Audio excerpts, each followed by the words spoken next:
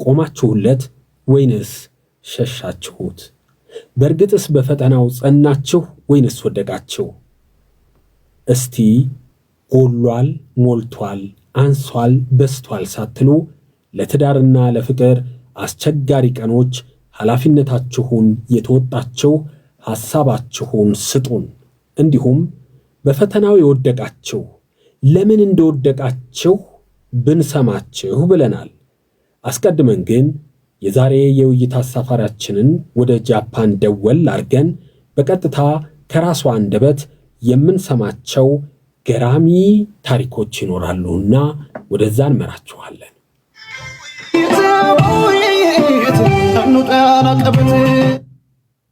ሄሎ ወይ ሰሚራ እንዴት ነሽ? አለን። እንግዲህ ዛሬ አንቺን እያሰብን እንግዲህ ሳሚ አድምጠሽዋል? ያው ቀጥታም ስላለች እያደመጠች ነበር መሰለኝ።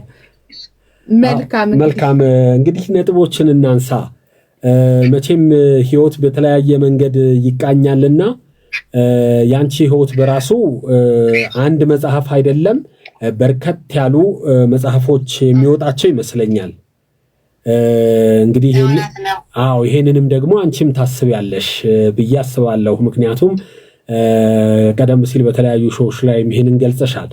እንግዲህ ልክ የዛሬ ዓመት አካባቢ መሰለኝ ከአንቺ ጋር የተገናኘ ነውና በዛን ወቅት ላይ ከባድ ፈተና ውስጥ ሆነሽ ሐሳቦችሽን ነግረሽን ነበረ። እንደው የፍቅር መጀመሪያውና የፍቅር መጨረሻው ምን ሆነ ብለን እንደው ለቤተሰቦቻችንም ጥሩ ትምህርት ይሆናል። በአስቸጋሪ ቀናቶች፣ በፈተና ቀናቶች፣ ሰዎች በሚፈልጉን ጊዜ ከሰዎች አጠገብ መገኘትን የመሰለ ለህሊና በጣም የሚያስደስት የመጨረሻውን የደስታ ጥግ የሚሰጥ ነገር የለምና እንደው እስቲ አንቺን የህይወት ተሞክሮ አጠር አርገሽ አስታውሽን። ምናልባት በደንብ ስላንቺ ቤተሰቦቻችን እንዲያስታውሱ የመጀመሪያውን ነገር የህይወት መንገድሽን አስታውሽንና ከዛ በኋላ ደግሞ አስገራሚውን የፍቅር ታሪክሽን እናወራበታለን።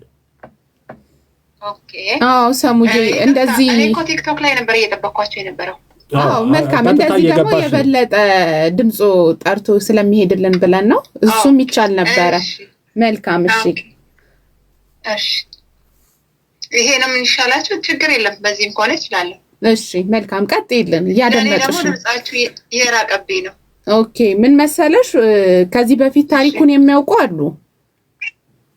ያው ላይቭ ላይ ገብተን ስናወራውም የነበረ እና ደግሞ ጊዜው ቆየት አለና ለማስታወስ ያክል ያለፍሻቸውን ነገሮች አጠር አድርገሽ አንቺ ዝም ብለሽ ተናገሪ። የኛን ድምጽ ባይሰማሽም መልእክቴ ከደረሰሽ ግን ያንቺ ድምጽ ለውድ ቤተሰቦቻችን እየደረሰ ነው በጥራት። ኦኬ። አይ ነው እኔ ባለቤቴን የዛሬ 26 ዓመት የተዋወቅኩት። የሚያሳዝን ታሪክ ነበረኝ። እኔ በ15 ዓመቴ ነው የተደፈርኩት። ተደፍሬ አረገዝኩ ማለት ነው። መውለድ ስለነበረብኝ ወለድኩ። ልጄን 10 ወር ልጅ ነው ትቼ የጠፋሁት። በደረሰብኝ ችግር ልጄን በመውለዴ ሰዓት ቤት ውስጥ አፍነውኝ በደረሰብኝ ችግር መልሼ መውለድ አልችልም ነበር። አላውቀውም ነበር። ተናግረው ነበር ዶክተሮቹ። ያው ይዘውኝ ሲደርሱ ከሞት ነው፣ እኔም ልጄም ከሞት ነው የተረፍነው። ሆስፒታል ስንደርስ ኦልሞስት በላስት ሚኒት ነው። እኔ ሴቭ ለማድረግ ልጄንም ሴቭ ለማድረግ ማህፀኔን ማውጣት ነበረባቸው። መልሼ ማርገዝ አልችልም። ስለ ቤት ውስጥ የትራዲሽናል አዋላጆች ያደረጉትን አላውቅም። እኔ አላውቅም። 15 ዓመቴ ነው። ኤኒዌይ በጣም ልጄን ለጉዲፈቻ ሊሰጡት አሉ። ታገልኩ። ግን ልጄ 10 ወር ሲሆነው ትቼ መጥፋት ነበረብኝ። በጣም ሲሳይዳል ነው የደረስኩት። ራሴን አጥፍቼ ልጄን አጠፋለሁ የምልበት ነው ሁኔታ ላይ ስለደረስኩ ጥዬ መጥፋት ነበረብኝ። ጠፋው። ባሌ ውስጥ ነው። እኔ ባሌ ሮቤ ውስጥ ነው ተወልጄ ያደግኩት። እኔ ተወለድኩት ድሬዳዋ ነው፣ ግን ያደግኩት ባሌ ነው። ያው እኔ ባሌን የማውቀው በህፃንነቴ ነው የመጣሁት። ኤኒዌይ በጉዞዬ ላይ በቦረናና በባሌ መካከል ደሎመና የሚባል ከተማ ውስጥ ነው የደረስኩት። ይዛኝ ታሪኩ ረጅም ስለሆነ አጠራጥር ያልቆራረኩ ነው የምነግራችሁ። ስደርስ ቤተክርስቲያን በር ላይ የሚቀጥረኝ አጥቼ ስቀመጥ ያነሳችኝን ሴትዮ ያው ሴፍ ላይ እንዳያችሁት የዛሬ 32 ዓመት አንስታ የቀጠረችኝ በ30 ብር። እኔ ከዛ በኋላ 3 ወር እሷ ጋር ቆየሁ። ቤተሰቦቼ ፋይንድ አውት ሲያደርጉ እንዳይመልሰኝ ወንድሜ ወደ ኬንያ ገባው። 17 ዓመት ሆነኝ ኬንያ ስገባ እና ህይወቴ በጣም ምስቅልቅል ያለ ነበር። ባለቤቴን ሳገኘው 23 ዓመቴ ነው። የዛሬ 26 ዓመት አሁን እኔ 49 ዓመቴ ነው። ከሱ በፊት የነበረኝ እጮኛዬ ስዊዛዊ ነበር። በ19 ዓመቴ ያገኘሁት እንደማልወልድ ሲነግሩት አስመረመረኝ ሁሉ ነገር። ከዛ መውለድ እኮ አትችልም ብላ ነው የነገረችው ዶክተሯ። ተለያየን። በ19 ዓመቴ ተገናኝተን በ22 ዓመት ቀለበት አድርጎልኝ ሀገር ወስዶኝ ተመልሼ መጥቼ ዩኤን ውስጥ ስለሚሰራ ስዊዝ ይዞኝ ሄዶ ተመልሼ መጥቼ አብሬው I was thinking it's my life ትዳሬ ነው ምናምን ብዬ ነበር፣ ግን አልሆነም። ብቻዬን ሆኜ ከአንድ ዓመት በኋላ ባለቤቴን አገኘሁት። ሳገኘው የነገርኩት ነገር እኔ መውለድ አልችልም፣ እሱ ለቤተሰቦቹ አንድ ነው፣ ግን ሳክሪፋይዝ ነው ያደረገው። አንቺን ነው የማገባሽ ያለኝ። አየሁሽ ወደድኩሽ ብቻ ሳይሆን ህይወቱን ነው ለኔ የሰጠው ባለቤቴ። አብረን ስንኖር የዛሬ 5 ዓመት ባለቤቴ ታመመ፣ ኪድኒው ፌል አረገ። እኔ መስጠት አልቻልኩም። በደረሰብኝ ችግር ታምሜ ነበር፣ ኪሞ ላይ ነበርኩና መስጠት አልቻልኩኝም። ሚሰጠው አጣሁ። እሱ እናትና አባቱ በጣም እድሜያቸው ይጨምራል። አሁን 90 ዓመታቸው ነው። በዛ ሰዓት 85 ዓመታቸው ነው። መስጠት አይችሉም። እና ያስታመምኩት እያለሁ ነው የዛሬ ዓመት የነገርኳችሁ ቤቴን ትቼ ምን ብዬ ሆስፒታሉ ስር ተቀምጬ ሳስታምመው የነበረው። የዛሬ 10 ወር መስከረም 1 ቀን ሴፕቴምበር 11 በጣም ያሳዝናል። የምወደው ቀን እኔ ከልጅነቴ ጀምሮ መስከረም 1 በጣም የምወደው ቀን ነው። መስከረም I don't know ሴፕቴምበር 10 ከአንድ ቀን በፊት እኔና ጓደኛዬ ሁሌ ዋና ከተማው ጃፓን ሀገር ነው የምኖረው እና እየመጣሁ ነው የማከብረው።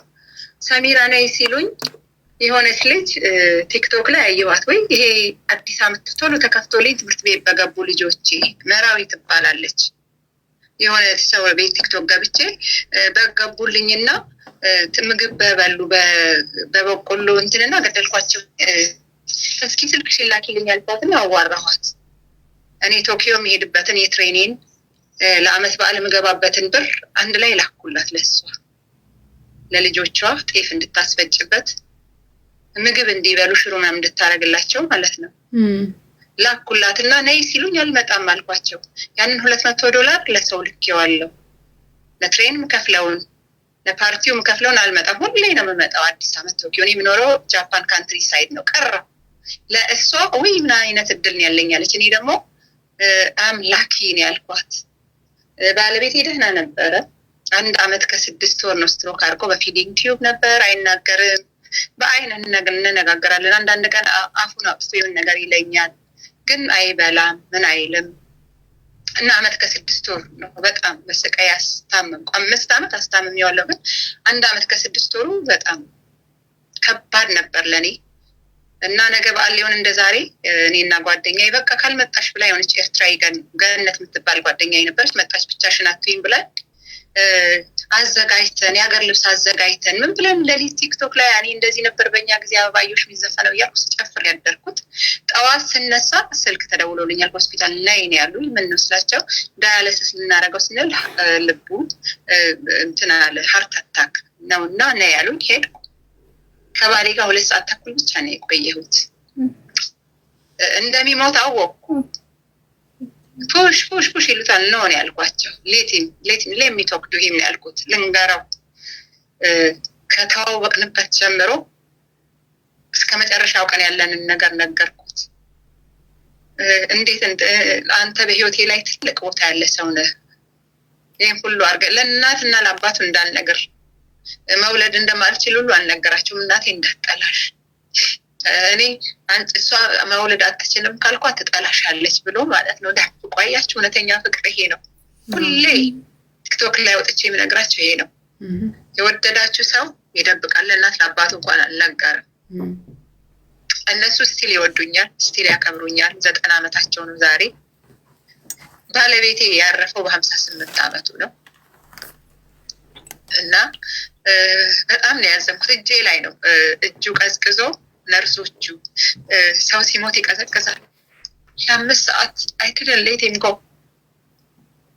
ስንጋባ ሚዜ ነበረች የዛሬ 5 ዓመት ሰርጌ ላይ እጃችን አያይዛ ኮንግራጁሌሽን ያለችኝ ኤርትራዊ ጓደኛዬ ጋንዲዬ ነች። እጃችንን በቃ ልቀቂው ብላ ያላቀቀችኝ። እነሱ ደግሞ መገነዝ አለበት መታጠብ አለበት ብለውኝ ነው።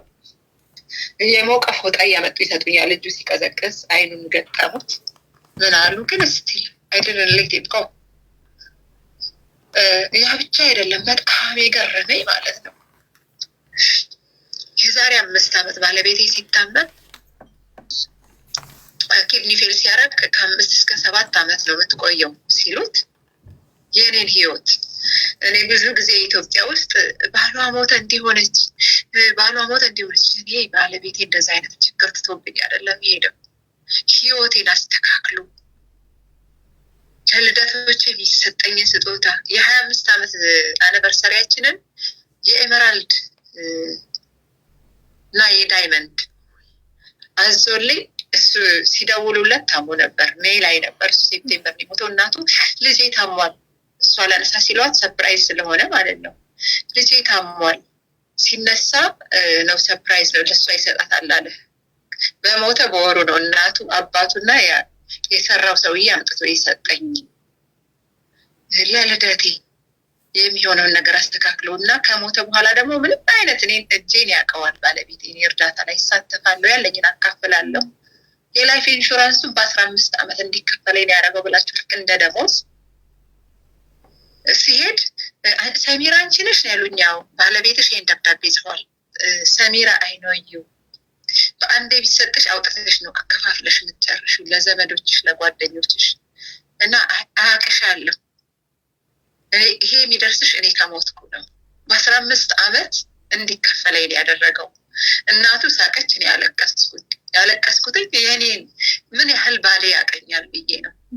አስተካክሎልኝ እውነት ከመሞቱ ከ5 ዓመት እስከ 7 ዓመት አለክ ስለተባለ የሞተው በ5 ዓመት ነው። ኪድኒክ ካልተቀየረልክ ሲባል አይደለህም፣ ልጆች የለህም። እዚህ ሀገር ሰው አይሞትም እና ዘመድ ካልሰጠ ማንም አይሰጥም። እኔ በእውነት ፍቅር እስከ መቃብር ነው አይደል? እሱ ሞቶ እንኳን ለኔ ህይወት ነው ያሰበው። ጓደኞቼ ያውቃሉ፣ ቲክቶክ ላይ ወጥቼ ተናግሬያለሁ። የኔ ህይወት እንዲቀጥል አድርጎ እኔ ከሞትኩ እዚህ ቤት አትኖርም ብሎ አሁን አዲስ ቤት ነው የገባሁት። 1 ወር ነው። ሁሉም የቲክቶክ ጓደኞቼ ያውቃሉ፣ ዘመዶቼ ያውቃሉ፣ ቤተሰቦቼ ያውቃሉ። ሎየሩ ቤት ምረጪኝ ያለኝ ቶኪዮ ላይ ልጅሽ ያለው እዚህ ነው፣ ቱትሽ ያለው እዚህ ነው የምትኖሪው ምረጪኝ የተባልኩት። አሁን ከገባሁ 1 ወሬ ነው። እግዚአብሔር ይሄንን መነግራችሁ የሚወዳችሁ ሰው ከሞተም እንደሚሞት ሲያውቅ ሁሉ ላይፋችሁን ያስተካክላል። የኔ ባሪያ ያንን ያደረገልኝ እንዴት ነው የምረሳው? ትናንት ትዝ ይላችኋል ስትጽፉ እውነተኛ ፍቅር አይሞትም። ሲታመም አብረሽው ነሽ፣ ሲሞት እኔ እስከ ዕለተ ሞቴ ባሌ ለኔ ባሌ ነው። እውነት የሚፈቀድ ቢሆን አብሬው በሞትኩ መመልሴት ነኝና ይቅርታ። የኔ ታሪክ ብዙ ነው። አንድ ቀን መጽሐፍ ጽፋለሁ ብያለሁ። የሚቀጥለው ለ50ኛውን 49 ዓመቴ ነው። ለ50ኛ ዓመቴ ከ15 ዓመቴ እስከ 50 ዓመቴ ታሪኬን እጽፋለሁ ብዬ እጠብቃለሁ። አመሰግናለሁ። እሺ፣ ከባድ ነው፣ ሀዘኑ ከባድ ነው። አዎ በጣም ከባድ ነው ይብላችሁ። እኔ 3 ወር ከተቀመጥኩበት አልተነሳሁም። ምንጣፍ ላይ ነው የምተኛው፣ ምንጣፍ ላይ ነው የምቀመጠው። የምሬን ነው የምላችሁ። ግራ ገባኝ። ሳይካትሪስቴ ጋር ሄድኩኝ። ምን አልኩኝ? በቃ ይሄንን ቤት ጥለሽ ውጪ ነው የተባልኩት። ቤቱን አልሸጥኩትም። አግብተውኝ ቤተሰቦቹ ሰርቶ የጠበቁን የዛሬ 5 ዓመት የገባንበት ቤት ነው። አልሸጠውም። በህይወት አሉ ቤተሰቦቹ። አልሸጠውም። እሄዳለሁ፣ አየዋለሁ። ሜቢ አይ ዶንት ኖ እግዚአብሔር አምላክ ረጅም እድሜ ከሰጠኝ የማረጅበት ቤት ነው ብዬ አሁን ግን አቃተኝ። ተነስቼ ያለ ይመስለኛል። ብቻዬን ሁሉ ማውራት ነው የጀመርኩት። እና ሩቲናችንን ነው የማደርገው። 25 ዓመት የኖርኩበትን ቤት ትቼን የወጣሁት እሱን ያዘጋጀልኝ ያውቀዋል የኔን ድክመት። እና ባሌ ቤት ገዛልኝ ብል ሰው አያምንም። ባሌ ነው ቤት ይገዛልኝ። እኔ አልከፈልኩበትም። ይሄን ቤት ዕዳ የለብኝም፣ የባንክ ዕዳ የለብኝም። ክሬዲት ካርድ ያ ሁሉ አዘጋጅቶልኝ ያውቀዋል፣ ድክመቴን ያውቀዋል። ስንጋባ በህይወታችሁ ታውቃላችሁ፣ እውነተኛ ጋብቻ፣ እውነተኛ ፍቅር። እኔ ሰው ባል ባዳ ነው ሚስት ባዳ ናት ሲሉ በጣም ነው የምናደደው። ቲክቶክ ላይ በዚህ ነው የምታወቀው። እንዴት ባዳ ይሆናል? እኔ እናቴንም አባቴንም በህይወት አጥቻቸዋለሁ። የባሌ ሀዘን ግን ለእኔ በጣም ከባዱ ሀዘን እሱ ነው። ከልቤ ውስጥ የሆነ ነገር ተቆርጦ ይወጣል መሰለኝ። እሺ የሆነ ነገር የጎደለኝ የሚመስለኝ እውነት ነው። እውነት ነው። እንኳን እንደዚህ አይነት ፍቅር ይቅርና ትዳር በራሱ ማለት በመጥፎ ሁኔታ የሚያሳለፉት ትዳር ይሄ የኔ ትዳር አይደለም ብለው ሳይስማሙ እንኳን የኖሩበት ትዳር ሲለያዩ በጣም ከባድ ስሜት አለው። እንኳን እንደዚህ አይነት ትዳር እና አንቺ ጠንካራ ነሽ። እዚህ ቲክቶክ ላይ ደግሞ አንድ ሰው ስላንቺ ምስክርነት እየሰጠ ነው። መሲ ትባላለች። በእናትህ ሳሚዬ ሰሙን አመስግንልኝ፣ ህይወቴ እንዲተርፍ ያደረገችው እሷ ናት፣ በጣም ትልቅ ሰው ናት እየተባልሽ ነው በቲክቶክ ላይ። አመሰግናለሁ። እኔ እኮ ዛሬ ቲክቶክ ላይ የነበሩ ልጆችን ሁሉ ጠብቃቸዋለሁ። ችግር የለውም። ምን እናደርጋለን መሰለሽ፣ አሁን ቀጥታ ለሬዲዮ አድማጮቻችን እንዲመች ነው በዚህ አስገባንሽ። ጥቂት ቆይተን በቲክቶክም ቀጥታ እንድትገቢ እናደርግና ይቻላል እነሱም በደንብ ስሜታቸውን እየገለጹ የሚሄዱበትን ሁኔታ እናመቻቻለን። ግን ደግሞ ዛሬ ነግሬያቸው ለጓደኞቼ ለግሩፖቼ በአጠቃላይ ጋብዣቸዋለሁ ነው። ስለዚህ ምንም ችግር የለም። ከጥቂት ደቂቃዎች በኋላ በቀጥታ ደግሞ በቲክቶክ እናስተሳስረውና ቀጥታ ለሁሉም እንዲደርስ እናደርጋለን። ሳሚ አቤት። አንተ እኔ እንደ ልጄ ነው ማይክ ባለቤትክ ኢቭን እኔ በ15 ዓመት የወለድኩት ልጄ ከስካንተ ታንሳለች። አይ ነው ሰው ሁሉ የሆነ ነገር ሊልክ ይችላል። እኔ ግን አልልክም። ግን ታልፈዋለህ ከፈጣሪ ጋር ሻባ እኔ መቼ እንደተጽናናው ልንገራችሁ ልጆች። እስቲ ልክ ባህሌ በሞተ በወሩ ነበር ፕሮጀክቱን የጀመርኩት። እኔና ባለቤቴ ዛሬ 7 ዓመት በአባቴ። እሺ እንደዚህ እናድርግ። ሰዓት ወጃ ስላለችን ከጥቂት ደቂቃ በኋላ ወጃን ቲክቶክ ላይ እናስገባሽ። ቀጥታ ቲክቶክ ላይ ትነግሪናለሽ። በዛ የምንቀጥል ይሆናል። እሺ እሺ። ሰዎች ስናጣ ብዙ ሰው ሬስት ኢን ፒስ በርቺ ምናምን ይላሉ። መናገሩ በጣም ቀላል ነው፣ መኖሩ በጣም ከባድ ነው። እኔ እውነት ነው የምናገረው። ስፔሻሊ የምንወዳቸውን ሰዎች የምናፈቅራቸውን ሰዎች የኔ የምንላቸውን ሰዎች ማለት ነው። እና እኔ አንዳንዴ በጣም አዝናለሁ። እዚህ ቲክቶክ ላይ ባል ባዳ ነው ሚስት ባዳ ነት ሲሉ በጣም ይከፋኛል። ኢሞሽናል ሆኜ ነው አልቅሼ የምናገረው። ለምን እኔ ባሌ ባዳዬ ስላልሆነ ማለት ነው። እናቴ በህይወት የለችም፣ አባቴ በህይወት የለም። በጣም የምወደውን አባቴ እኔ ዛሬ 7 ዓመት ነው ያጣሁት። ግን በእድሜው ነው የሞተው። 80 ዓመት ሆኖት ሜይቢ እናቴ እንደዛ ታዝን ይሆናል። አባቴ እናቴ ስትሞት አዝኗል አውቃለሁ። ግን ለኔ የባሌ ሞት በጣም የሆነ ነገር ከውስጤ ተቆርሶ የተወሰደ ነው መሰለኝ። እኔ አልወለድንም እንኳን የወለዱለትን እኔ ያልወለድኩለትን እንኳን ያንን ያህል ነው የተሰማኝ። እኔ ባዳ ነው አልልም። ፕሊዝ ፕሊዝ ፕሊዝ የምናገባቸውን ባሎቻችንን አይደለም ወልደን ሳንወልድም ባዳ አይደለም፣ ሚስትም ባዳ አይደለችም፣ ባልም ባዳ አይደለም። በእስልምናም በክርስትና እኔ ሙስሊም ነኝ፣ አነባለሁ። ከቤተሰቦቻችንን ነው ትተን ወደ ባሎቻችን የምንሄደው ወይ ወደ ሚስቶቻችን የምንሄደው። እኔ ይሄንን ነው መናገር የምፈልገው። እኔ ባለቤቴ እጄ ላይ ነው ያረፈው መስከረም 1 ቀን ወይም ሴፕቴምበር 11 ከአንድ ቀን በፊት ሄጄ እኔ በህይወቴ ሙሉ አዲስ ዓመት የሚመስለኝ የኢትዮጵያ አዲስ ዓመት ነው። የፈረንጆችን አክብሬ አላቅም ያውቃል። እና ሄጄ መሄድ ነበረብኝ። ቅድምም ተናግሬያቸዋለሁ። ሁሌ ኢትዮጵያን ኮሚኒቲ ጋር ሄጄ ነው የማከብረው፣ ግን አልሄድኩም። ጓደኛ የመጣች ሄጄ ካዙዬ ነገ ኢትስ ኢትዮጵያ ኒው ይር አም ኖት ካሚንግ ሆስፒታል አልመጣም ነው ያልኩት። ከጓደኛዬ ጋራ የሀገር ልብሳችንን አውጥተን በጣም እኔ ካንትሪ ሳይድ ነው የምኖረው። እንትን አደይ አበባ ምናምን ሁሉ ይበቅላል ጃፓን። ኢትዮጵያ ብቻ ይመስለን ነበር፣ ግን አይደለም። አደይ አበባ ነቅዬ ሪቨር ሳይድ ሄጄ ማለት ነው ሳር አርጌ አዘጋጅተን ነገ በቃ እንዴ እናደርጋለን ምናምን እናከብራለን ብለን የሀገር ልብሳችን አውጥተን ቲክቶክ ላይ በእኔ ጊዜ እንደዚህ ነበር የኢትዮጵያ ኒው ይር የሚከበረው፣ አበባዮሽ ምንለው እንዲህ ነው። አሁን እንደዚህ ያደረጉት። እኔ ሙስሊም ነኝ፣ ግን ሁሌ አበባዮሽ ዘፍን ነበር ሄጄ ከጎረቤት ልጆች ጋር ማለት ነው። በጣም ስለመወደው በዓል ነው ብያቸዋለሁ። ብዬው ኦኬ ሃፒ ኒው ይር ብሎኝ ጠዋት ላይ ውሻዬ ኮኮዬ ይዣት መውጣት ስላለብኝ ይዤ ስመለስ ሰዓት ስንት እንደሆነ ላይ ስልኬን ስከፍት ሆስፒታል ይላል። ከሆስፒታል የሆስፒታል ቁጥር ከዛ ስደውልላቸው የት ነሽ ሲሉኝ ቤት ነኝ እና ያሉኝ። ምን ነው ስላቸው ዳያሊሲስ የሚያደርግበት ቀን ነው። ዳያሊሲስ ነው ሃርት አታክ አድርጎታል እና ማሽን አድርገንበት ነው ና ያኔ ያሉኝ። ታክሲ ስጠራ ለታክሲ ስደውል ከቤቴ ታክሲው ወደ ስቴሽን እንዲወስደኝ ማለት ነው። ከስቴሽን ስለሚመጣ እኔ ከስቴሽን ራቅ ብዬ ነው ያለው። 30 ሚኒት ሲሉኝ 2 አይነት ጫማ አድርጌ ነው የሮጥኩት ሆስፒታል ድረስ። በ20 ደቂቃ ነው የደረስኩት። ስደርስ እጁን ነው ያዝኩት። ከዛ የልብ ምቱ ጨመረ ማለት ነው። ማሽን አድርገውለታል።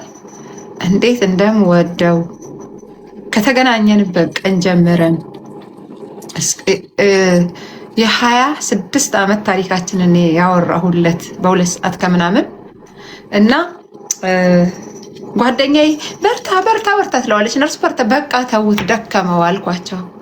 ለምን እንደዚህ ይዞኝ እጄን ለቀቅን ያደረገኝ እንደዚህ አይኔን እያየኝ ነው አይኑ ያለው። እንደሞት አውቅ እኔ ነኝ መጀመሪያ ያወቅኩት። ሂዝ ጎን በቃ ተውት ነው ያልኩት። ለ5 ሰዓት ያህል እጁን እንደዚህ ይዤ ነው የተቀመጥኩት። ሲቀዘቅዝ እጁ ነርሶቹ የሞቀ ፎጣ አምጥተው ይሰጡኛል። አይ ዶንት ዋና ሌት ሂም ጎ እና የዛን ያህል ነው። እውነት ነው የምላችሁ የትዳር አጋር ቀላል ነገር አይደለም። እኔ ስፔሻሊ ባል ባዳ ነው ሚስት ባዳ ነው ለምትሉ ሰዎች ነው የምነግራችሁ። አይደለም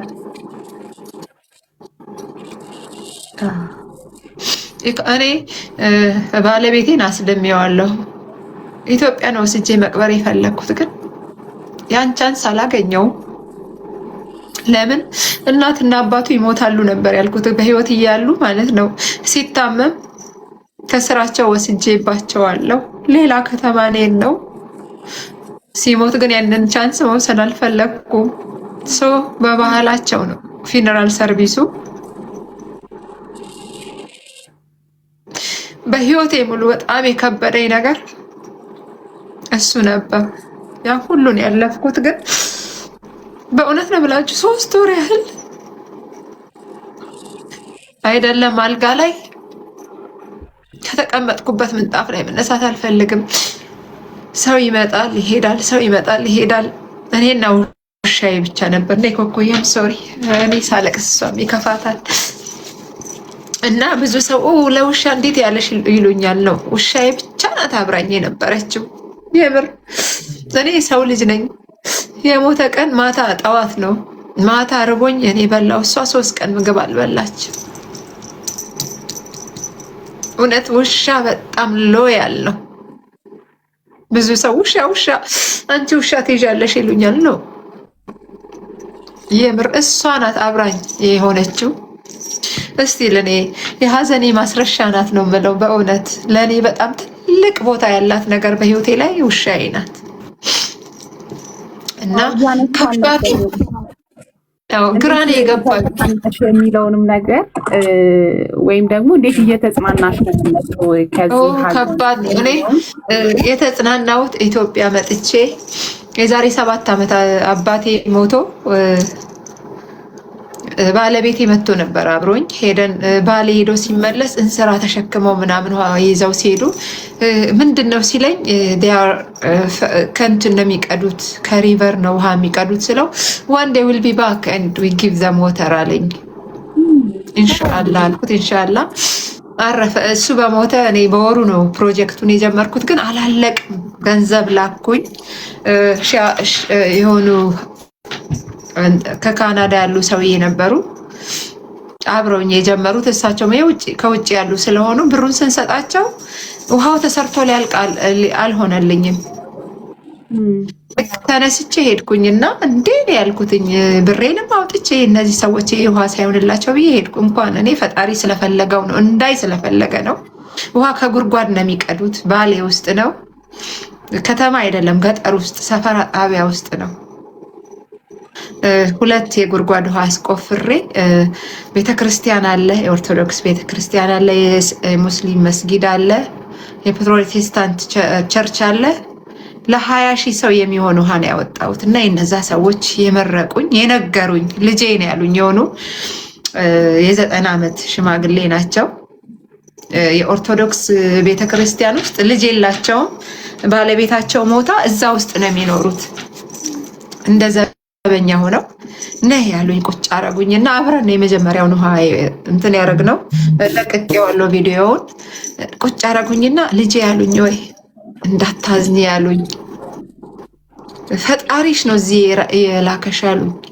አየሽ አሉኝ የዚህን ሁሉ ብዙ ልጆች ይሞታሉ በውሃ ወተር ቦርን ዲዚዝ ማለት የውሃ በሽታ፣ አንቺን ለኛ ፈጣሪ ነው የላከሽ አሉኝ። ከመሞቴ በፊት እዚህ ቦታ ንጹህ ውሃ ሲጠጣየው ከጉድጓድ እንደዚህ ነው የሚቀዳው እና ውሃ ንጹህ ውሃ ጠጣን በብርጭ እንደዚህ ውሃ ንጹህ ውሃ አይተን ጠጣን አሉኝ። እንዳታዝኝ ባለቤትሽ ሞቷል፣ እናት አባትሽ ሞተዋል አሉኝ። ፈጣሪ አሉኝ ለአንቺ የነሱን እድሜ ሳይሆን የኔን እድሜ ይስጥሽ አሉኝ። አባባ በቀለ ይባላሉ፣ የ90 ዓመት። እውነት በሁሉም በሃይማኖቱ ነው በሃይማኖታቸውን የነገሩኝ በእውነት። እና ልክ ተጽናናው ታውቃለህ፣ የተጽናናውት እኔ ኢትዮጵያ አገሬ ሄጄ ደግሞ ያደግኩበት አገር ባሌ ሄጄ ማለት ነው። እነዛ ትልልቅ ሰዎች የአገር ሽማግሌዎች፣ የሃይማኖት አባቶች፣ እናቶች ከነገሩኝ በኋላ ነው የተጽናናውት። ቴክስ ሜሎት ስቲል ገና ነኝ፣ እስቃለው፣ ቪዲዮ ለቃለው፣ ቲክቶክ ላይ ወጣለውኝ፣ እስቃለውኝ። አይ ሃቭ ቱ ሊቭ መኖር ስላለብኝ ግን ስቲል ባሌን መርሳት አልችልም፣ አረሳው እስከ ለተሞቴ። የሆነ ዳይሪ ላይ ጽፌያለሁ፣ ፈጣሪ ሞትን የሚፈቅድ ቢሆን ኖሮ አልኩኝ ከባሌ ጋር አብሬ የምሞት ደስተኛ ሆን ነበር ነው ያልኩት። ግን እኔ እሱን ማዘዝ አልችልም። እሱ ያለው ስለሚሆን ቀኔን ጠብቃለሁ፣ ወደ እሱ እሄዳለሁ። ሁላችንም ወደ እነሱ ነን። እውነት ከባድ ነው። ሬስት ኢን ፒስ፣ ነፍስ ይማር ፈጣሪ ጋር ምናምን እንላለን፣ ግን ከባድ ነው። በራሳችሁ አይድረስባችሁ፣ ስፔሻሊ በልጆቻችሁ አይድረስባችሁ። እውነት ነው የምለው፣ በሚስቶቻችሁ በባሎቻችሁ አይድረስባችሁ። አይ ነው ሁላችንም ወደዛ ነን፣ ሁላችንም ሟቾች ነን። እኔ ባሌ በልጅነቱ ሞት አልኩኝ። አሁን ደግሞ የልጄን የሳሚን ሳይ በጣም የተሰማኝ። ከኔ ከወለድኩት ልጅ እንኳን በእድሜ ታንሳለች። እግዚአብሔር መጽናናቱን ይስጥክ። እሺ አንተም ልጄ ነክ። በእውነት ነው ይልክ ከባድ ነው። እውነት ነው። ስሜቱ በጣም ከባድ ነው። እንደዚህ እንደምናስበው አይደለም። በጣም አስቸጋሪ ሁኔታዎች ካሉ በህይወት መንገድ ውስጥ ያንን አስቸጋሪ አንቺ ሚውት ብታረጊ ነው። አሁን ለመደማመጥ እንዲያመቸን ላይ ሬዲዮም እየሄደ ስለሆነ ኤኮ እንዳይፈጥርብን ነው። እንደዚህ እንዳልሽው ነው። ሰው ሊያጽናናሽ ይሞክራል። ጀስት ታልፈዋለህ፣ ታልፊዋለሽ። ቀላል ነው። ለልጆች መበርታት አለብህ። ቀጣዩን ነገር ማሰብ ነው። እንደዚህ አይነት ነገሮች ሰዎች ይላሉ። ማለት የምንችለውም ሰዎች ጋር ስንመጣ በእንዲህ አይነት መንገድ ያንን ነው ልንል የምንችለው። ከዛ የዘለለ ቃል የለም። ግን ደግሞ ውስጥ ያለውን ህይወት ውስጥ ያለውን ትግል የኖረበት ነው የሚያውቀውና ምን ያህል እየተፈተንኩ እንደሆነ እኔ ድብርት አጋጥሞኝ አያውቅም ነበረ። ድባቴ ውስጥ ነው አሁን ያለሁት እና ምናልባት ፈጥኜም ወደ ሬዲዮ የመጣሁበት እንደዚህ ወደ ስራ አክቲቪቲም ለመምጣት እንቅስቃሴ እያረኩ ያለሁበት ሁኔታ ማምለጥ የምፈልገው ብዙ ነገር አለ። እዛው ውስጥ ከተቀመጥኩኝ ጫናው እየበዛ ልዋጥ ነው። ስለዚህ ከስሜቴ ጋር እታገላለሁ። ቀን በተመሳሳይ ሁኔታ በጣም በርካታ የምታገላቸው ስሜቶች አሉ። ሌሊትም በዛው መልኩ ብዙ ትግሎች አሉብኝ። እያንዳንዱ ሞመንት እያንዳንዱ ሁኔታ በተለይ የመጨረሻዎቹ ሰዓታቶች የመጨረሻዎቹ ወራቶች እንደገና ደግሞ አስባቸው የነበሩ ተስፋ አረጋቸው የነበሩ ነገሮች እነኚህ ሁሉ በድምር ይመጡብኛል። ግን ደግሞ የሚመጡትን ነገሮች አሸንፌ ማለፍ አለብኝ። ምክንያቱም በምድር ትታልኝ የሄደችው ትልቅ ኃላፊነት አለ። እነኛ ልጆች ለወግ ካላደረስኩላት እሷ የምታስበው ዊሽ የምታረገው ቦታ ላይ እኔ ካላስቀመጥኩ ደግሞ ተጠየቁ ወደኔ ዞሯል።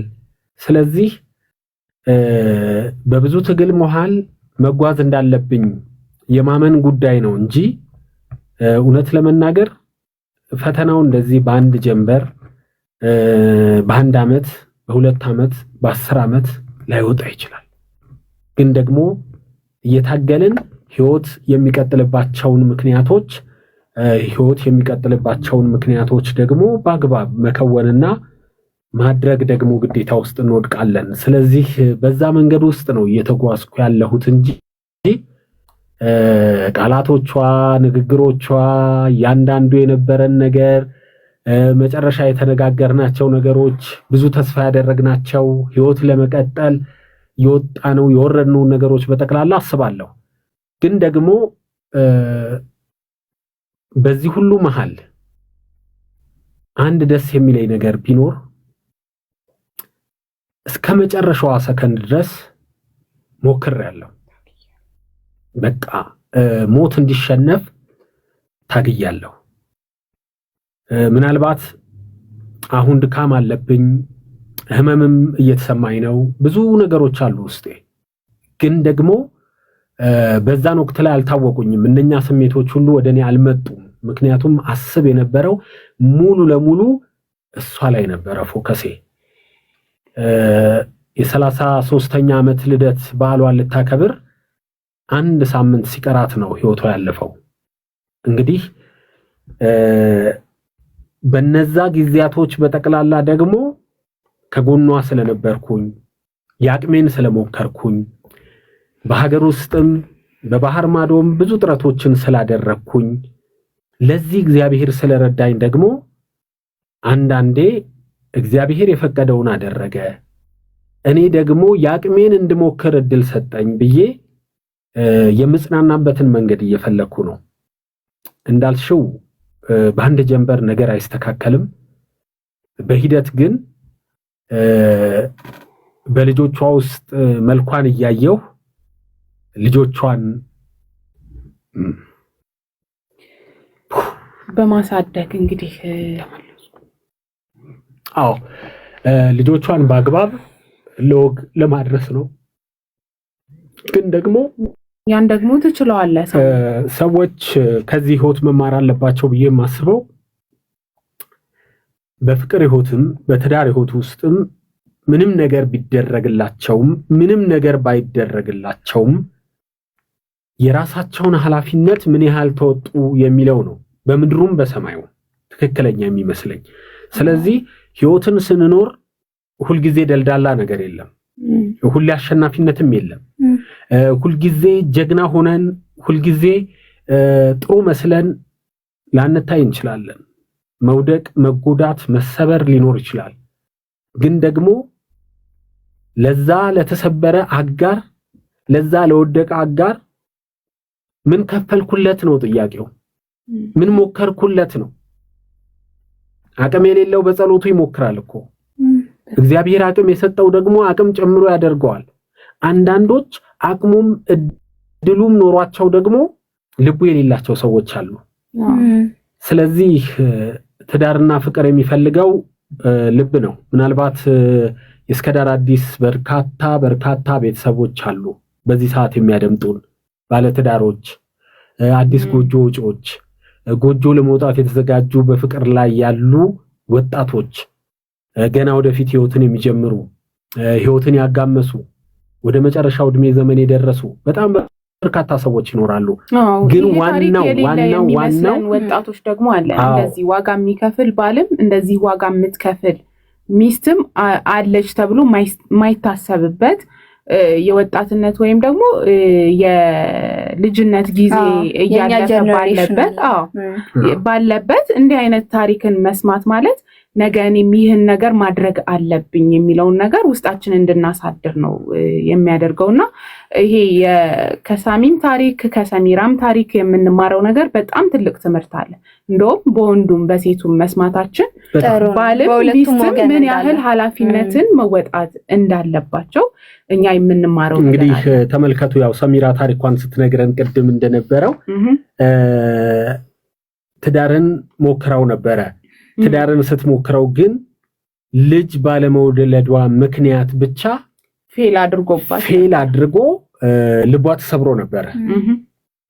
በዛው መጠን ደግሞ የተሰበረ ልብ ፈጣሪ አይቷት ተመልክቷት እጅግ በጣም በህይወቷ ውስጥ የፍቅርን ትርጉም እንድታያረጋት ጀግና ባል አገኘች። ይሄ ጀግና ባል ደግሞ አንድ ቀን ደከመው። አየሽ፣ አንድ ቀን ወደቀ። አንድ ቀን እሷን ይጠብቅ ነበረ።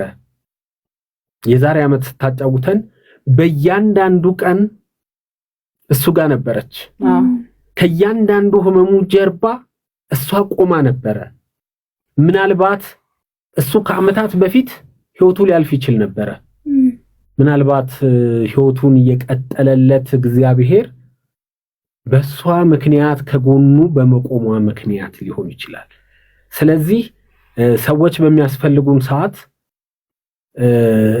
ከሰዎች አንራቅ። ምናልባት ተመሳሳይ ታሪክ ሆነ የኔም የሰሚራም ታሪክ የመጨረሻው ሞመንትም ተመሳሳይ ነው። ስትሄድ እኔም ጋር ያለው ስሜት እሷ ጋር የነበረው ስሜት ነው። አንድ አይነት ነው ነገሩ የነበረው። ስለዚህ እነኚህን ስሜቶች በጠቅላላ እያወቅሽ እንደሚያበቃ እያወቅሽ ሁሉ ተስፋ ለመቀጠል የምታደርጊው ጥረት እሷ ጋር መስከረም 1 ሲሆን ደግሞ እኔ ጋር ደግሞ ልደቷ እየተጠበቀ ነበረ። ስለዚህ እንዲህ አይነት ተመሳሳይ ስሜቶች አሉ።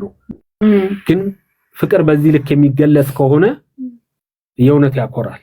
በጣም ለሌሎችም ተስፋ ይሰጣል። ተስፋ ከመጎዳታችን በስተጀርባ ስሜታችንን ጥንካሬ እንዲሰጠው የሚያደርገው ይሄ ይመስለኛል። በጣም ምናልባት ዛሬ ትዳራችሁን የበደላችሁ ሚስታችሁ አልጋ ላይ ተኝታ ጥላችኋት የሄዳችሁ የራቃችኋት ልጆቻችሁ በመከራና በስቃይ ውስጥ ሆነው እናንተ ሌላ ህይወትን ፍለጋ ሌላ ደስታን ፍለጋ እየማሰናችሁ ያላችሁ ሰዎች ካላችሁ ባሎቻችሁ በአስቸጋሪ የህመም ጎዳና ላይ ወድቀው አልጋ ላይ ተኝተው አልጋ ይዘው ወይም ደግሞ ችግር እየተፈራረቀባቸው መተንፈስ አቅቷቸው በብዙ ህመምና ስቃይ ውስጥ ተቀምጠው ከሆነ እናንተ ችላ ብላችኋቸው ከሆነ በዚህ ፕሮግራም ካልተመለሳችሁ እኔ በምንም የሚመለሱ አይመስለኝም።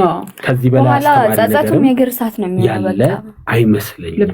የእውነት ለመናገር በህይወት እያለ ነው በቃ ለሰው ማድረግ ያለብንን ነገር ማድረግ ከሞተ በኋላ እንዲህ ባረግለት ኖሮ ሚል ጸጸቱ ራሱ አያስቀምጠንም። አንዳንዴ ይሄ ማድረግ ያለብንን ኃላፊነት ከተወጣም በኋላ ነገሮች እንኳን ቢያጋጥሙ ያቅሚን ሞክሬያለሁ በቃ እግዚአብሔር እዚህ ጋር እንዲያበቃ ስለፈቀደ ነው ያለሽ።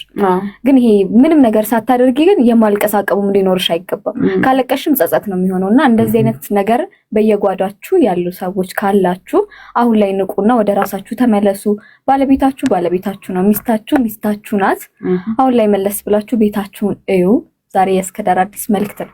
እውነት ነው። እስቲ ወደ ሰሚራ እንመለስና ጥቂት ጥያቄዎች ልጠይቃት ወደድኩኝ። አሁን ከተነሱት ሀሳቦች መቼም ፍቅር ሁሉ ነገር ደልዳላ አይደለም። ሁሉም የፍቅር መጀመሪያም የፍቅር መጨረሻውም ብዙ ፒስ መንገዶችን አልፎ ነው መቼም ስቴብል እንኳን ታደገም የሚያደርገው እና በእናንተ የፍቅር ህይወቱ አስቸጋሪ ጊዜያት አጋጥሟችሁ ነበረ? ፈተናውንስ እንዴት አለፋችሁ? ምናልባት ሌሎቻችን አድማጮች በተክላላ ልንማር የምንችለው ነገር ይኖራል። እስቲ ሀሳብችን ገለጭልን። ለእኔ በጣም አስቸጋሪ ጊዜ ባለቤቴ የታመመ ጊዜ ነው። የዛሬ 5 ዓመት ማለት ነው። አሁን 6 ዓመት ነው። ሶሪ ኦልሞስት ካለፈ 10 ወር። በጣም እኔ በጣም ሲነግሩኝ ያን ጊዜ የሚያልፈን የመሰለኝ አላቅም። ኖሌጅ ስላልነበረኝ በጣም ነው የደነገጥኩት። እሱ ምንም አልመሰለውም፣ ችላ ነው ያለው። እውነት እኔ በህይወቴ ሙሉ እኔ ነኝ አስቸጋሪ እንጂ እሱ አስቸግሮኝ አያውቅም። እኔ አስቸጋሪ ነኝ። ምንም ነገር ሌስ እንዲሰማኝ አላረገኝም። እኔ ባለቤቴ 26 ዓመት ነው አብረን የቆየ ነው። በእውነት በህይወቴ ሙሉ እኔ ነኝ አስቸጋሪ። እኔ በጣም ትልቅ ከባዱ ነገር ባለቤቴ የታመመ ጊዜ ደግሞ የዛሬ 2 ዓመት ከ6 ወር እኔ በሱ ህይወት ላይ ዲሳይድ ማድረግ ሲጀምር ከባዱ ነገር አንቺ ነሽ በሱ ህይወት ላይ 80% 20% ነው መኖር የሚችለው። የዛሬ 2 ዓመት ከ6 ወር ሁለት እግሩን ያስቆረጥኩት ቀን በዊልቸር እየገፋ ወደ ቤት ይዤ እሄዳለሁ ብዬ ማለት ነው። 20% ነው ሰርቫይቭ የሚያደርገው ሲሉኝ I will try ያልኳቸው እኔ ነኝ መፈረም የነበረብኝ። that's my hardest day። ሁሌም እንደምንለው ሁሌ ፍቅር የለም፣ እንጣላለን። of course ምንጣላበት ቀን አለ፣ ግን ተጣልተን አልጋ ላይ ወተን አናውቅም። እውነት እኔ እንጃ፣ እኔ እሱ ጥፋት አይደለም እኔ አጥፍቼ አዩ ስቲል ማዳው ኮቴሩ ነው ብሎኝ ጠዋት ተጣልተን ምሳ ሰዓት ይመጣል፣ ምሳውን ሳይበላ ማለት ነው። አዩ ስቲል አንግሪ ይለኛል። አሁንም ተናደሽ ብሎ ይጠይቀኛል። ስቃለሁ። እውነት አንድ ነገር መናገር እዚህ ላይ የምፈልገው ለኢትዮጵያውያኖች እህቶቼ፣ ወንድሞቼ እባካችሁ ባል ባዳ ነው ሚስት ባዳ ነው አትበሉ። እንደው በፈጠራችሁ አምላክ መጽሐፍ ቅዱስም ይላል ቁርአንም ይላል ባዳ አይደሉም። ፕሊዝ አይደለም ወልዳችሁ። እኔ ያልወለድኩት ባሌ ባዳ አልነበረም። እኔ የሚከፋኝ ነገር እኔ እዚህ ሀገር የምኖርባቸው ሰዎች ካገቡ አይፈቱም። እኔ ጃፓን ሀገር ነው የምኖረው፣ ነግሬያቸዋለሁ። ቶሎም አያገቡም፣ ግን ካገቡም አይፈቱም። ቤተሰቦቻቸውን ትተው ነው እንደው ነው ላለው እውነት ላለው ዶክተር ዛኪርም ብሏል። ሳይሰልሙ የሰለሙ ህዝቦች ጃፓኖች ናቸው ብሏል። እውነት እኔ አሁን ባለቤቴ የለም ህይወት፣ ልጅ አልወለድኩም። ቤተሰቦቹ ለእኔ አፕሊኬሽን የላቸውም። ግን ዝናብ ሲዘንብ እንኳን ዛሬ ኃይለኛ ዝናብ ዘንቧል። እናቱ ደውላ እራት በልተሻል ትለኛለች። ዩሲ ልጇ ስለሚወደኝ ነው የምትወደኝ። እንደ ባዳ አላረጉኝም። እንኳን አይደለም ባሌ እናት አባቱ ባዳ አላረጉኝም። እናት አባቴ ናቸውና ፕሊዝ እኔ በጣም የሚከፋኝ ባል ባዳ ነው ሚስት ባዳ ናት ነው ስትሉ አትበሉ። አይደሉም። በጣም ነው የሚከፋኝ። ባል ባዳ ነው ሚስት ባዳ አይደሉም። የህይወት አጋራችን ፈጣሪ ሲፈቅድ ነው ትዳር። እባካችሁ ከሞቱ በኋላ አይደለም፣ በህይወት እያሉም አይደሉም ባዳ። እሺ መለያየት ያለ ነው፣ መጣላት ያለ ነው። ከተጣላችሁ ከወለዳችሁ በኋላ ባዳይ ነው አትበሉ። የልጃችሁ አባት ነው፣ የልጃችሁ እናት ናት። ባዳ አይደሉም። በጣም የሚከፋኝ ነገር ይሄ በህይወቴ ሙሉ ይሄ ነው። እኔ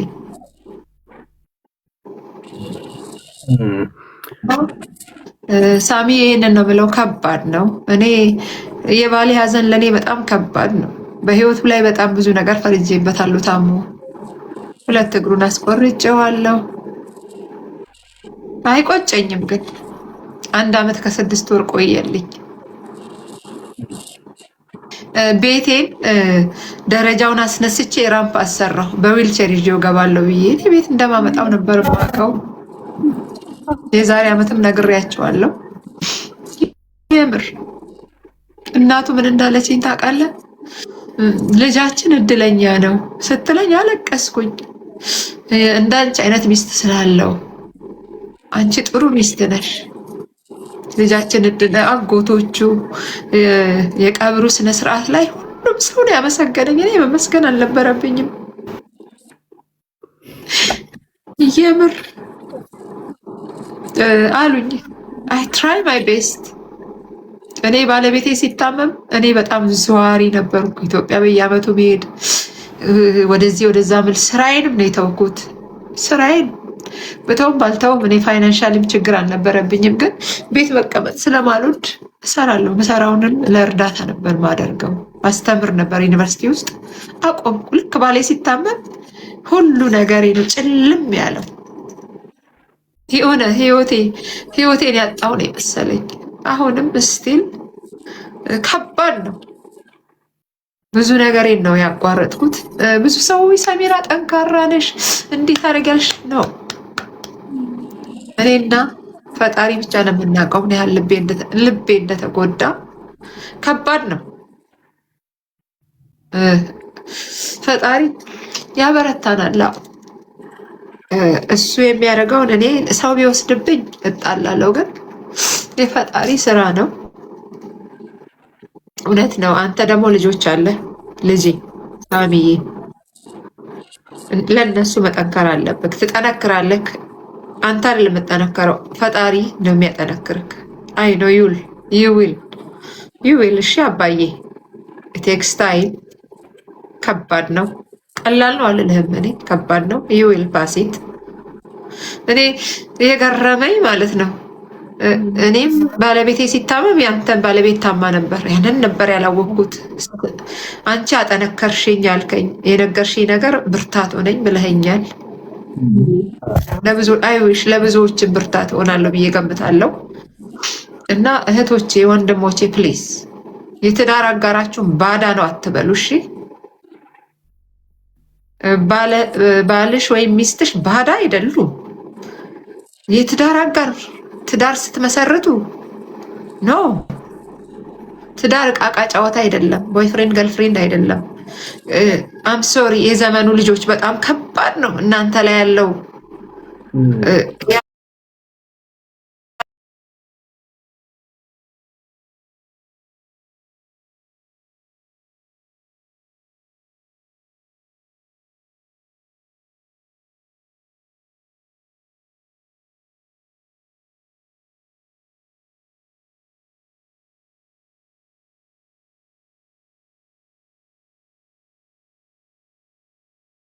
የትዳር አጋር ማለት የሚስጥርሽ ሁሉ ነገርሽ ገበናሽ፣ ባልሽ ገበናሽ ናት፣ ሚስት ገበና ናት። እናትና አባትህ ሕፃን ሆነ ነው እንጂ ካደክ በኋላ ያንተ ገበና አይደሉም። ሁሉ ነገራችን እኔ ባለቤቴ እንደሚያውቀኝ ቤተሰቦቼ አያውቁኝም። የምር ነው የምላችሁ። እኔ አሁን እናትና አባቱ ስለሱ የሚጠይቁኝ እኔን ነው። እኔ ነኝ የማውቀው። ስለዚህ ባዳ አይደለም። ይህንን ነው ይቅርታ፣ ቶፒካቸው አይደለም፣ ግን እኔ ይህንን ውስጤን የሚበላኝን ነገር መናገር ስለፈለግኩ ነው። እሺ እውነት ነው ማለት ያነሳከው ሀሳብ ምንም የሚጣል ነገር የለው። በህይወት ልብ ውስጥ እንዲያደር በእያንዳንዳችን ህይወት መንገድ ውስጥ እንዲገባ የሚገባ ነገር ስለሆነ ማለት ነው። እንደው ግን በስተመጨረሻ ደግሞ ማንሳት የምፈልገው ወሳኝ ነጥብ ይኖራል። ትዳር በአንድም በሌላም መንገድ የሁለታ ጉዳይ አይደለም፣ ግዴታ ነው። ትዳሩ ስትሆኚ ምን ተሰጥቶኛል ሳይሆን ምን መስጠት አለብኝ ብለሽ ነው የምትገቢው። ያለሽን ልብ፣ ያለሽን መልካምነት፣ ያለሽን ፍቅር፣ ያለሽን ሁለንተና መስጠት የሚጠበቅብሽ ግዴታ ነው። ስለዚህ እያንዳንዱን ነገር ስናደርግ የምናደርገው ኃላፊነት ስላለብን ጭምር ነው። አንዳንዴ ደግሞ ሰዎች በሆነ ዘመን ውለታ ይውሉልን ወይ ውለታቸውን የምንከፍለው እነሱን በጣም በሚጸጽታቸው ለምን በጎ ስላረኩለት ይሆን በሚል መልኩ ይሆናል። አንዳንዶች ግን ዘመናትን አልፈው ውለታን አስታውሰው እንደገና በክብር ያንን ሰው የሚጠሩበት መንገድ ደግሞ ይገርማል። ያንቺ ታሪክ እዚህ ውስጥም አለ። ወደ ኋላ ልመልስ እስቲ ስለሱ ደግሞ ጥቂት ነው።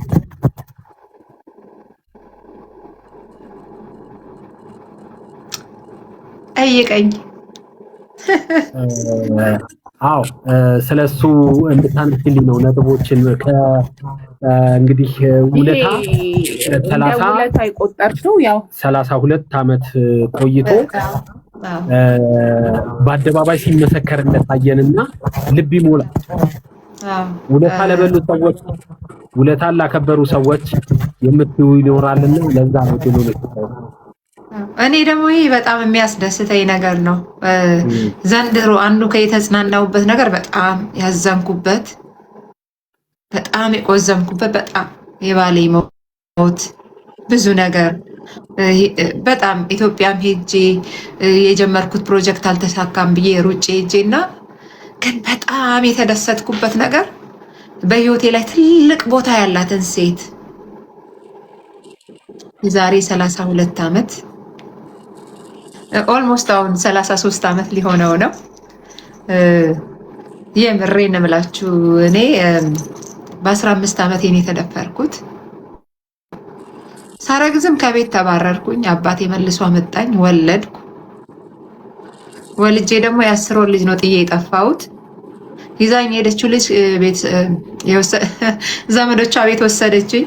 አንድ ቀን ያውም ኩሽና ውስጥ ያሳደሩኝ። ተባረርኩ። ጡት ይዞኛል፣ እውነት ደክሞኛል። ደላላ ቤት ስንሄድ የሚቀጥረኝ ሰው ጠፋ። ደላላው እዚህ ቤተክርስቲያን ወይ እዚህ ሲለኝ ቤተክርስቲያን በር ስር ተቀምጬ ያገኘችኝ ሴት የማነሽ ከየት መጣሽ አላለችኝም። ስታየኝ ምንድነው ሩር የምትሉ ሲሉት እንደዚህ እንደዚህ ብለው ሲነግሯት ነው ያነሳችኝ። በ30 የኢትዮጵያ ብር ነው የቀጠረችኝ። ግን የመጀመሪያ ቀን ብቻ ነው ለብቻ ያስተኛችኝ። ጥላኝ ሄዳ ስትመለስ እኔ ቤቱን አጽድቼ ምግብ ሰርቼ እንጀራ ጋግሬ ምናምን ስጠብቃት አልለመደችም። 16 ዓመቴ ነው። አሁን 49 ዓመቴ ነው። ባይዘወይ ፈጣሪ አምላክ 49 ዓመት ሲሞላችሁ እንደኔ አይነት ሴት ያርጋችሁ። ወይ ወንድ ልቤ አይ ነው አልመስልም፣ ግን ነኝ፣ ወላሂ ነኝ።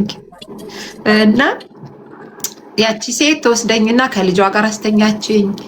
አፕሊፍት አረገችኝ። በጣም ያዘንኩ፣ ራሴን ለማጥፋት የተዘጋጀው ሴት ነበር። ልክ 3 ወር ቤት እንደኖርኩኝ ጎረቤት ሰርግ ሆኖ ሲሄድ የወንድሜ ጓደኛ ያየኝም። ከዛ ወንድሜ ደብዳቤ ጽፎ ነይ ወደ ቤት ተመለሽ ያስተምርሻለሁ ወስጄ አዲስ አበባ ሲለኝ ሂጂ በቃ ብላ የ3 ወር ደሞዝ እና 10 ብር ጨመራ አልብሳ 100 ብር ስትሰጠኝ ለልጄ ልብስ ገዝታ እኔ አልሄድኩኝም። በቦረና አርጌ በሞያሌ አርጌ ከፍየል ጋር ተጭኜ ነው ኬንያ የገባሁት። ሁሉ ነገር ሲሳካልኝ ፈለኳት። የዛሬ 10 ዓመት ያኔ የእውነት ስሜ ነበረ። እኔ ስሜ ትዕግስት ሰይድ ነው። እሰምታውቃኝ በትዕግስት ሰይድ ነው።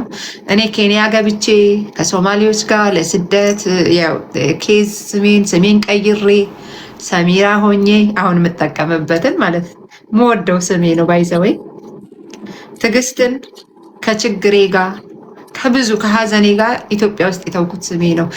አያቴ ንግስት ብለው ስም ሲያወጡልኝ ትምህርት ቤት ንግስትን ትዕግስት አድርገው መሰቀኔ። ትዕግስተኛ አይደለሁም። ለምን ትዕግስት ትዝ ይለኛል። ጋሽ ግዛው የሚባሉ የአማርኛ አስተማሪ ትዕግስት አንቺ ትዕግስት የለሽ እብድ፣ ማነው ያን ስም የሰጠሽ ያሉኝን አልረሳውም። የ3ኛ ክፍል ተማሪ ሆኜ እና ኤኒዌይ አገኘኋት። ደስ አይልም? አስፈልጌ በቲክቶክ በፌስቡክ የሆነ ሰው ነው ሄዶ እዛ ድረስ የጓደኛ ይባል ነው አስፎ ይባላል። እሱ ነው ሄዶ ያስፈለገልኝ። ስንገናኝ በጣም እሷ አላመነችም፣ አላወቀችኝም። ወንድሟን ያስታወሰኝ። ተገናኝተን እኔ ሰይፉ ላይ የቀረብኩትኝ ስለ ውሃው ስላስቆፈርኩት ታዲያስ አዲስ ላይ አቅርቦኝ መጨረሻ ላይ ዘንድሮ የመጣሁት አልኩት። ይሄን ብቻ ሳይሆን እንደዚህ እንዴ ብሎ ደነገጠ። ሰይፉ በጣም ጥሩ ሰው ነው። እንዴ ሰሚራ እንዲህ አይነት ታሪክ አለ ሲለኝ ስነግረው ይሄማ መቅረብ መጀመሪያ አላቀርብም አለኝ። የቤስ ላይ የፋሲካ በዓል አካባቢ ስለነበረ ቢዚ ነበሩ። በቃ ይሄንን ለማስተዋወቅ ከፈለግሽ እኔ ታዲያስ አዲስ ላይ ብሎኝ ታዲያስ አዲስ ላይ ነው ያቀረበኝ በሬዲዮ። ያንን ስነግረው እሷም ወደ ልጆቿ ልትመለስ ነበር። ለነገ ስቅለት ይሆን ያቀረበን ከሳምንት የዓመት በዓል ቀንማ ያንን አሳዛኝ ታሪክ አያቀርቡትም። ለዳግመ ትንሣኤ ነው ያቀረቡት።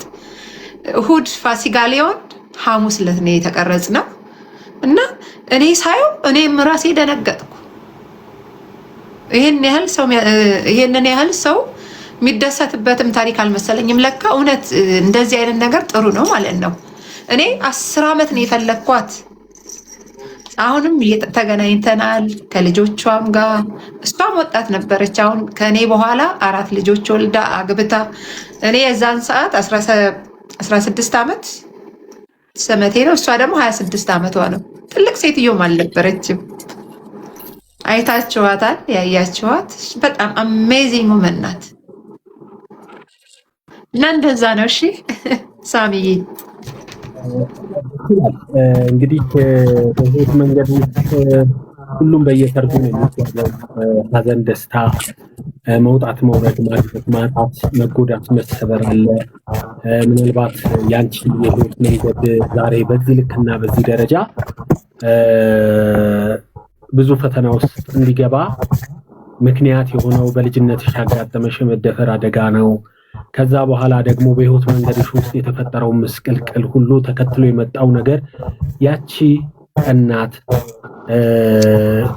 ግን ደግሞ በህይወት መንገድ ሰው እንዳትጠይ ጠልተሽም እንዳትቀሪ ደግሞ መልካምነትን ያሳዩ ሰዎች አሉ።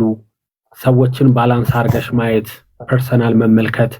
ሁሉም የየራሱ የሆነ መልካምና መጥፎ ገጽ ሊኖረው ይችላል ብሎ ለማየት እድሜም ጊዜም እድልም ሰጥቶሻልና በእነዚህ መንገዶች ሁሉ እነኚህን ነገሮች ስላገኘሽ ለኛም ደግሞ ስላስተማርሽን የነገርሽን ነገሮች በጠቅላላ በህይወት መንገዳችን ተተርጉመዋል።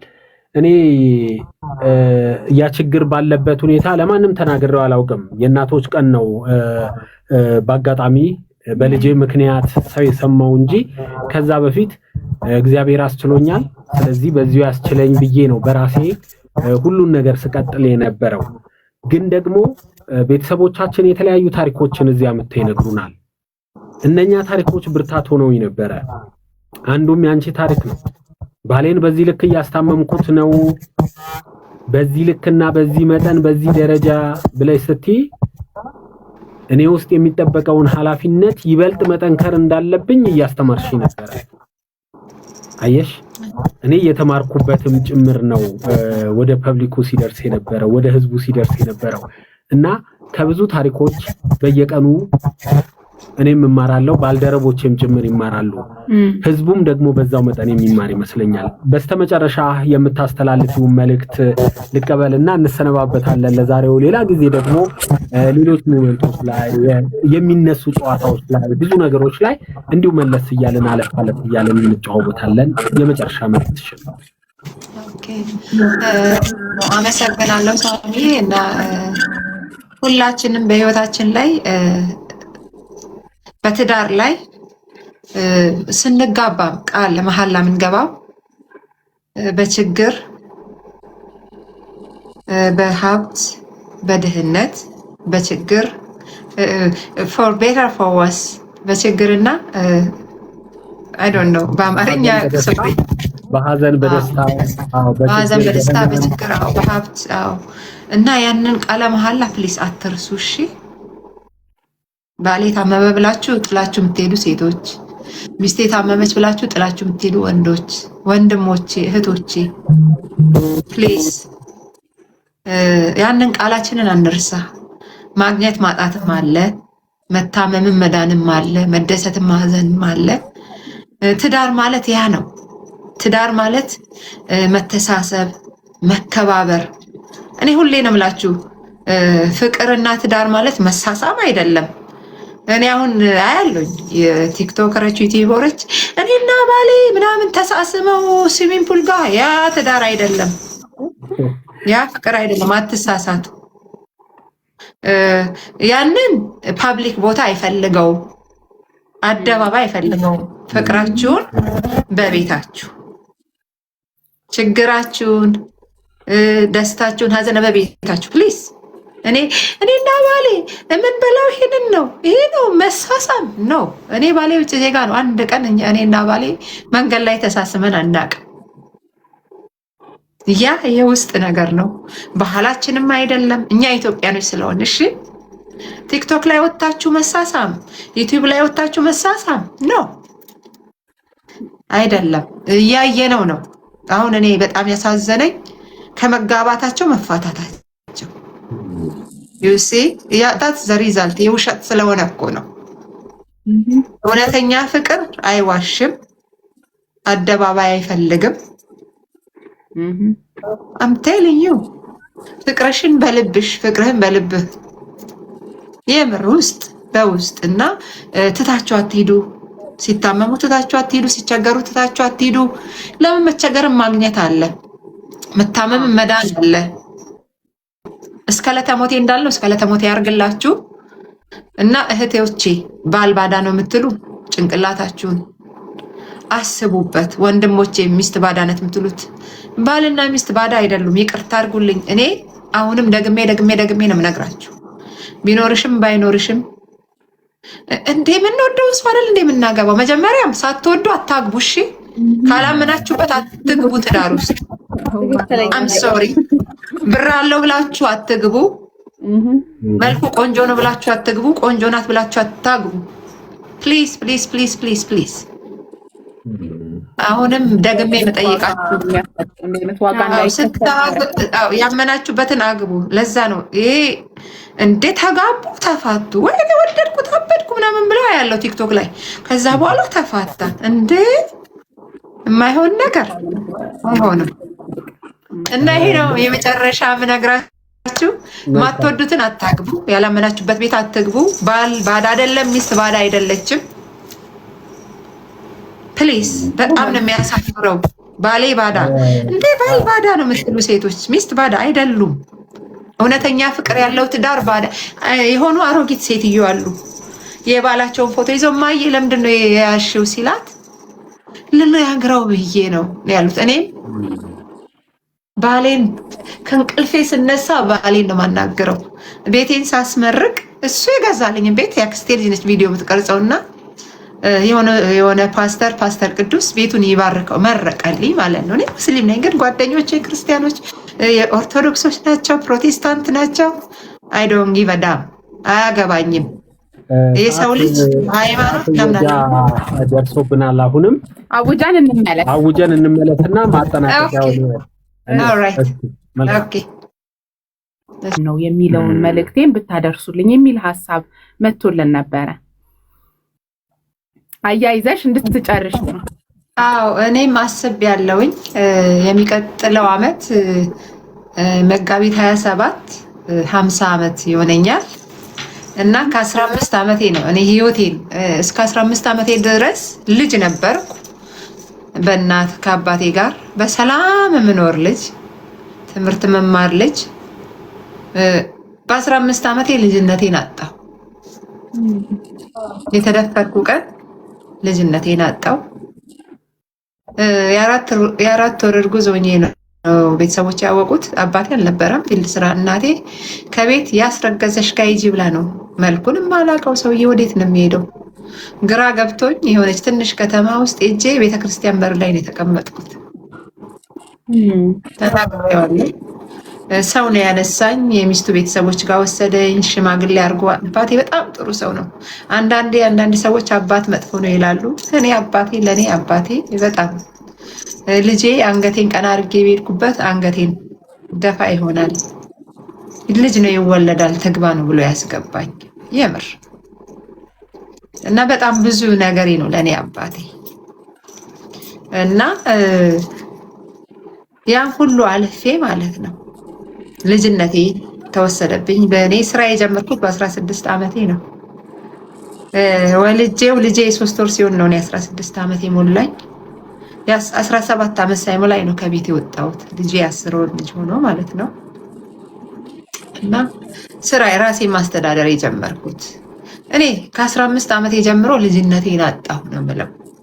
ልጅነቴን እናቴ አባቴ እንዲያርጉልኝ ማለት ያቆምኩበት ጊዜ ማለት ነው። እና ከዛ ጀምሮ እስካሁን እኔ በጣም እድለኛ ነኝ።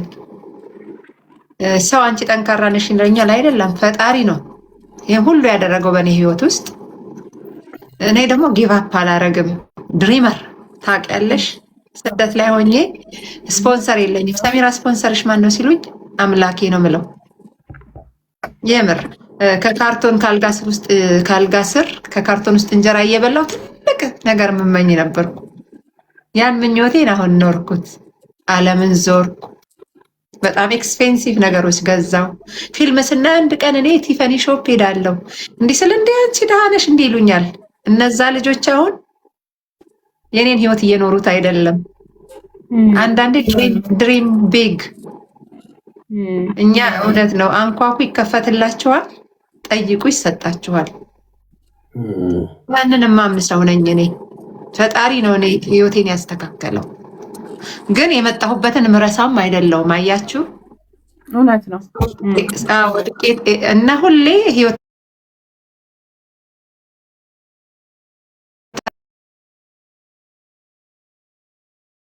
በቢዝነስ ክላስ ነው የሚሄደው፣ በፈርስት ክላስ ነው የሚሄደው። አውሮፕላን ላይ ራሱ ስሳፈር ኢኮኖሚ ክላስ ሄጄ አላውቅም። ዩሲ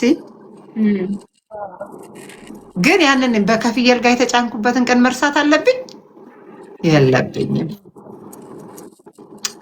የዛሬ ወር የኮኮን የውሻዬን ልደት ሳከብር እርዳታ ነበር እያሰባሰብኩ ያለሁት ደቡብ ጎንደር ውስጥ ጧሪ ቀባሪ የሌላቸው ዘርፌ አስፋው ፋውንዴሽን ይባላል። በብዛት መሎክሲዎች ምናምኖች ናቸው። አካለ ጉዳተኞች፣ አዛውንቶች የሚኖሩበት ቤት ነው። ዙፋንሽ ይባላለች። በእናቷ ስም ነው ዘርፌ አስፋው ፋውንዴሽን ብላ የከፈተችው ቤቱን። ሳሰባስብ ምን አሉኝ ማለት ነው። የሆነ ሰው ጠየቀኝ፣ አንቺ ሁሉ ነገር አለሽ ለምንድን እንዲህ ምን አይነት ነገር የምታደርጊው አሉኝ። ኖ እኔ የመጣሁበትን መርሳት የለብኝም። እና ብዙ ሰው ነው ኮምፕሌን የሚያደርገው እና አንቺ ለምን ታደርጊያለሽ ሲሉኝ ነው ማንነቴን የመጣሁበትን መርሳት የለብኝም። የሚያስተምር ነገር ነው የእውነት እየተነገረን። በህይወት መንገድ ውስጥ ደግሞ በተለይ ከዛሬ ቆይታችን በጣም ፈርጁ ብዙ የሆነ እጅግ በጣም አስደሳች የሆነ ብዙዎችም ሊማሩበት የሚችሉበት ነጋቸውን ሊያሳምሩ በህይወት መንገዳቸው ውስጥ የሆነች ጠጠር ያስቀመጠን ይመስለኛልና በእውነት ስላገኘነሽ በድጋሚ በዚህ ሐሳብም ስለተጨዋወትን አንዳንዴ ደግሞ የህይወት መስመራችን በጥሩም ባይሆን የሁለታችንም በተመሳሳይ የህይወት መንገድ ውስጥ አለፈና ተመሳሳይ ስሜቶችን ተጋራን። ግን ደግሞ ያንን አልፎ የሚታይ ለሌላው የሚተርፍ የሚያስተምር ነገር በዚህ አጋጣሚ ስለሰጠን ከልብ አመሰግናለሁ ሰሚራ። እኔም አመሰግናችኋለሁ። የእውነት ትናንትና ነው የገባሁት ቤታችሁ ስታወሩ እየጻፍኩ ነበር ከታች